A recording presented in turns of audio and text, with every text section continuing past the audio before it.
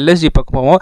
Lucknow super Jains பார்த்தீங்கன்னா அவங்களுக்கு வந்து பேட்டிங்கில் எல்லாமே ஷார்ட் அவுட், பவுலிங்கில் தான் அவங்களுக்கு பிரச்சனையே இருக்குது. ஏன்னா நீங்கள் லாஸ்ட் சீசனே பாருங்கள், கடப்பாறை பேட்டிங் லைன் இப்போ மார்க்ரம், பூரான், அப்துல் சமாத், ஆயுஷ் படோனி, பண்ட்டு செம்ம டீமு. இது பாட்டமில் தான் அடி வாங்குது. ஸோ அதனால் பவுலிங்கில் தான் அவங்க நிறைய ரிலீஸ் பண்ணுவாங்கன்னு நினச்சேன். பட் பேட்டிங்லுமே ஒரு கீ பிளேயர் ரிலீஸ் பண்ணியிருக்காங்க. பட் ரிட்டென்ஷனில் அவங்க பக்காவாக பண்ணியிருக்காங்க. எப்பயுமே சொதப்புவாங்க எல்எஸ்ஜி, பட் இருந்தாலும் நல்லா பண்ணியிருக்காங்க. பார்ப்போம் ஆக்ஷன் என்ன பண்ணுறாங்க.